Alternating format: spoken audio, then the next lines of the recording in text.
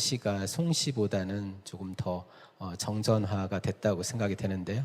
이제 아마도 이제 송시보다는 좀 당시가 더 우리에게 익숙한 의미로 다가와 있다, 이런 뜻이 될 것 같습니다. 예를 들면 영화 이제 호우 시절은요, 2009년에 개봉된 그 정우성 주연의 영화인데요. 중국의 그 당나라 시인 두보의 춘야희우라는 시의 한 구절, 좋은 비는 시절을 알아 봄이 되니 만물을 싹 틔우는구나 라는 데서 호우 지 시절이라는 이제 구절로 시작하거든요. 이제 우리나라 여러 이제 문학 작품이나 영화까지도 이렇게 당시가 소재가 되고 있는 것을 볼 때 이런 이제 글로벌 브랜드의 위상과 의미를 유지하고 있는데, 당시가 어떻게 형성이 되어서 사람들에게 사랑을 받게 되었는지 과정을 한번 따라가 보도록 하겠습니다. 우리가 흔히 이제 중국 역사에서 그 세 개의 치세가 있었다라고 하는데, 두 개는 당나라 초기에 있었습니다. 그러나 이 당나라서는 아쉽게도 755년이 되면 알록산과 사사명이 난을 일으킵니다. 이렇게 이제 흥망성쇠를 거치는 동안에 당나라 시인들에게는 그 시의 소재가 될 만한 그런 일들이 많이 있었다, 이렇게 얘기할 수 있을 것 같습니다. 스탠포드대의 사학과 교수인 마크 루이스라는 분은 이 당나라의 활력의 요소를 두 가지로 이렇게 요인을 설명을 했는데요. 하나는 이제 절충주의라는 것, 또 하나는 세계주의라는 것이었습니다. 절충주의는 어떤 앞선 시대의 역사를 구성하는 모든 문화적 전통들을 잘 활용한다. 이제 세계주의는 외국인과 그들의 다양한 삶의 방식에 대한 어떤 개방성, 이런 것을 가지고 있었다라고 하면서 당나라는 이런 점에서 상당히 활력을 띠었다, 이렇게 이제 보고 있는데요. 그 중에 한 가지가 시문학, 시라는 장르가 크게 흥성했다라는 점을 빼놓을 수 없을 것 같습니다. 좀 통계적인 수치를 보면 전당시 전체의 작가 3천여 명 가운데 한 58% 이상이 지방 공무원 출신이다라는, 이것은 이제 당시가 흥성하게 된 그런 배경의 주요한 이유의 하나이기도 합니다. 당시에 이제 사람들의, 지식인들의 로망은 진사과에 급제하는 것인데, 결국 그 결과로 당나라 시인의 상당수는 결국 공무원이다라는 점을 좀 말씀드리는 건데요. 과거 시험에서의 작시의 주제는 고전에서 출제됐습니다. 문화적 어떤 유산의 의미를 충분히 이해하고 그것에 대해서 개인의 어떤 소회를 담아라, 이렇게 고전을 좀 중시하는 당시의 출제 방식은 고전을 바탕으로 한 문화적 소양을 평가하는 방식이었고, 그 결과가 바로 당시이기 때문에 당시의 이런 어떤 문화 유전자, 이런 것을 형성하는 데는 이 시험 방식이 또 일조한 면이 있다라고 말씀드릴 수 있겠습니다. 당시를 또 혁신하기 위해서 들인 노력도 상당해 보입니다. 첫 번째 이제 치열한 창작의 태도가 있습니다. 두보가 이제 한 유명한 말 가운데 하나가, 말이 남을 놀라게 하지 않으면 죽어도 그만두지 않았다. 마치 이렇게 목숨을 걸고 뭔가를 이제 하는 듯한 그런 장인 정신, 어떤 완벽을 추구하는 장인의 자세, 이런 것이 좀 담겨져 있다는 그런 느낌이 듭니다. 두 번째 사례는 가도라는 시인, 퇴고라는 고사의 주인공이죠. 그래서 이 달 아래 스님이 절의 문을 민다고 해야 좋을까, 두드린다고 해야 좋을까. 그러니까 이 시인이라는 것은 그냥 의미만 전달하는 말을 지어내는 사람이 아니라, 그것에 하나의 그런 문장 부호가 주는 그런 수법, 의미까지도 아주 고심하는 그런 사람일 텐데요. 이런 이제 모습을 우리 당나라 신 가도가 잘 보여주고 있습니다. 이 태도뿐만이 아니고요. 이 사람들의 이제 어떤 시의 당시의 혁신, 이런 것들이 이 근체시의 발명 그리고 새로운 소재 개발이라는 어떤 두 가지 측면에서 나타납니다. 중국의 이제 중용이라는 책에서 화위귀라는 말로 조화를 귀히 여긴다 이런 이제 말이 있는데요. 그런 자유와 절제가 조화를 이루어서 그 나타난 형태가 바로 이 근체시다. 지금 제가 예시로 든 것은 두보의 춘망 시인데요. 이렇게 보시면은 뭔가 이렇게 기호로 표시한 것이 좀 질서도 있고 그 가운데 변화도 있고 약간 이제 그런 느낌을 받으실 수 있을 것 같습니다. 두 번째는 이제 새로운 소재를 이제 개발했다는 측면인데요. 당나라 시대의 문인시라는 것은 그러니까 수신으로부터 제가 치국 평천하를 꿈꾸는 어떤 사람들이 이제 시를 짓다 보니까 시가 일상화되면서 그 소재도 대폭 확대되었다 이렇게 말씀드릴 수 있겠고요. 세 번째는 사회 연결망의 형성을 소개해 드릴까 합니다. 이것도 역시 진사과라는 다소 특수한 방식과 조금 연결이 되어 있습니다. 합격자들은 보통 이제 시험 감독관을 좌주 그리고 합격자를 문생이라고 부르면서 하나의 그룹을 형성했거든요.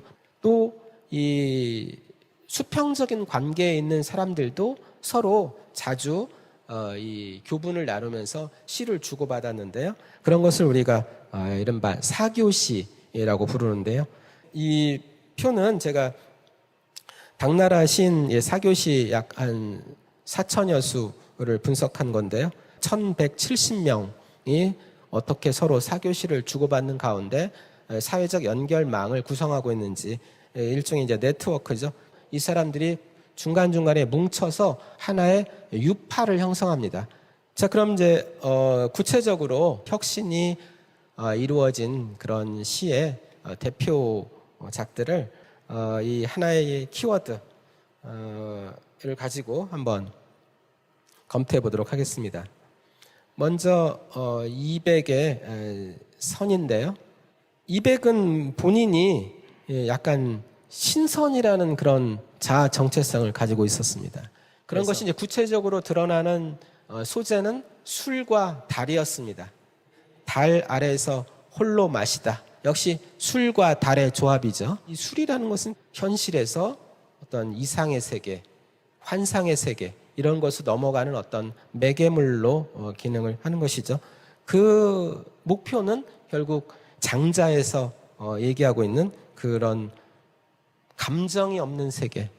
그러니까 어떤 감정으로 인해서 자신이 어떤 피해를 입거나 어떤 트라우마를 겪는 그런 것을 회피하는 그런 세계로 가는 그런 이제 하나의 이 매개체가 바로 이 술과 달이다. 이렇게 지금 이제 얘기하고 있습니다. 두 번째는 이제 그보다 한 10년 후배죠. 우리 두보의 성. 아까 이제 200은 흔히 시선이라고 불립니다. 시를 쓰는 신선. 두보는 시성이라고 불립니다. 시를 쓰는 성인이죠. 이제 우리가 공자, 맹자 같은 사람들을 이제 성인이라고 부를 때 그 성인이죠.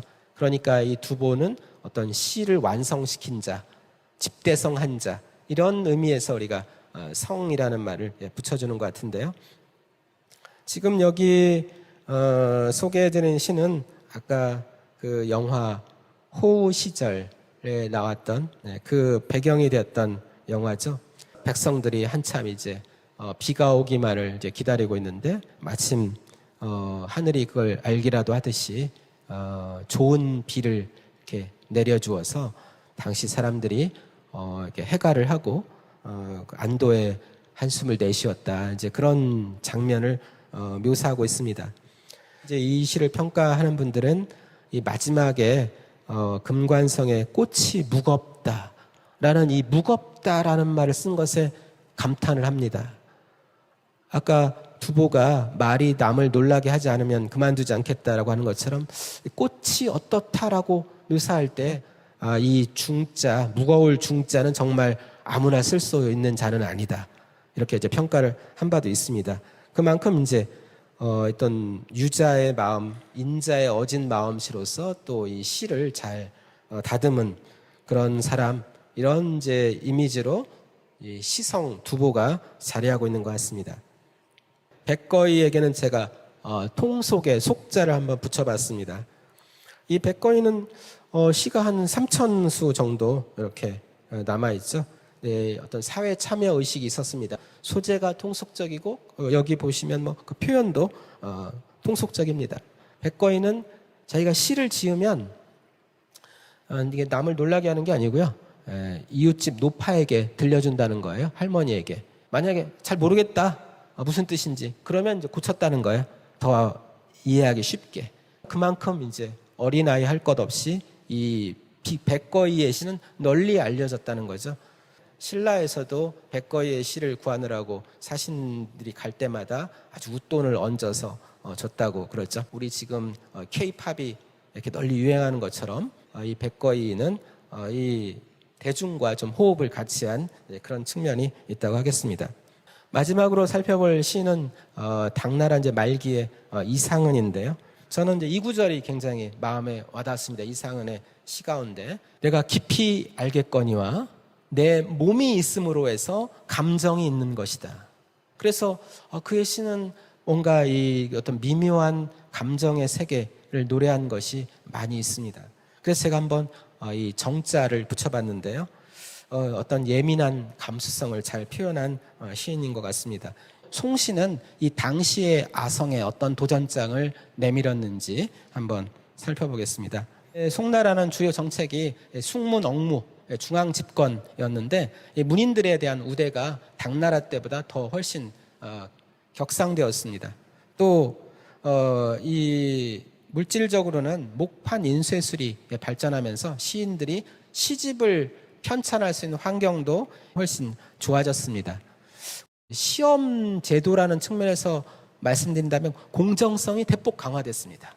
전송시를 보면 약 한 11,000명의 이름이 여기에 올라 있고요. 이들이 한 20여만 수의 시를 지었습니다. 이건 이제 전 당시에 3배 이상 규모인데요. 이런 결과를 토대로 청나라의 섭섭이라는 이제 평론가는 당시에서 어떤 나무 한 그루로 말하면 이제 가지가 그늘을 들이우는 정도였다면 송시에서 완전히 꽃을 피웠다. 이렇게 아주 호평을 하기도 했습니다. 이런 이제 송시의 기풍이라는 것은 뭐 요약하자면 보다 좀 사색적이고 산문적이고 통속적이고 일상적인 약간 그런 특징이 있고요. 감정의 큰 기복이나 동요 이런 것보다는 어떤 논리적 사고를 바탕으로 이성적인 사고에서 나오는 그런 판단이다. 이런 느낌을 주는 게 송시의 일반적 특징으로 알려져 있습니다. 소철은 당시를 아주 혹독하게 비판하기도 했어요. 이백의 시는 화려하기만 하고 내실이 없어 도의라는 것을 모르고 백거의 시는 말만 그럴듯하지 사실을 기록하는 데 서투르다.